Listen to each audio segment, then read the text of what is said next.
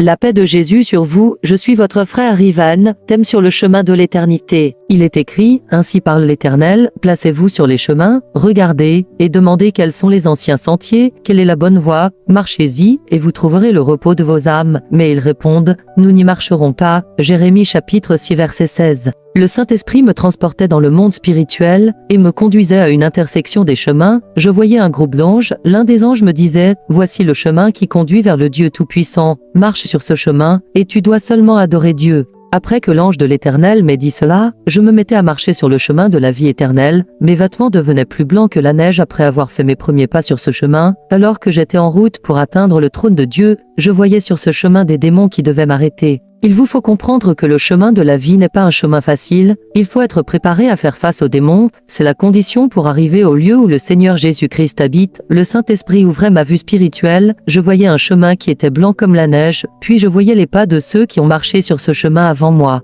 Quand j'observais ce chemin, je constatais que ceux qui ont marché sur ce chemin n'étaient pas nombreux. Subitement je marchais sur ce chemin, tous ceux qui marcheront sur ce chemin, leurs pas seront gravés pour toujours sur ce chemin de la vie, puis ce chemin devenait sableux, je voyais une sorcière qui me barrait le passage, elle me disait « Tu n'avanceras plus ». J'étais arrêté dans ma marche, subitement le Saint-Esprit me faisait avancer, cette sorcière se mettait à m'attaquer, mais elle n'était pas capable d'arrêter le Saint-Esprit qui m'animait. Ensuite le Saint-Esprit me transportait à un endroit mystérieux, et je me tenais devant l'ange de l'Éternel, je voyais un livre sacré devant moi, le Saint-Esprit me disait, il faut donner un nom à ce livre. C'est ainsi que je réfléchissais pour donner un nom à ce livre, mais je savais pas quel nom donner à ce livre. À ma plus grande surprise, le Saint-Esprit prenait le contrôle de ma bouche, et je disais mon chemin. Après avoir dit mon chemin, je voyais l'ange de l'Éternel qui écrivait mon chemin sur la couverture de ce livre sacré. Ce livre sacré représentait ma marche spirituelle sur terre. Ce livre représentait aussi le Seigneur Jésus-Christ. La Bible déclare que le Seigneur Jésus-Christ est le chemin, la vérité et la vie. C'est pourquoi ce livre avait été nommé mon chemin.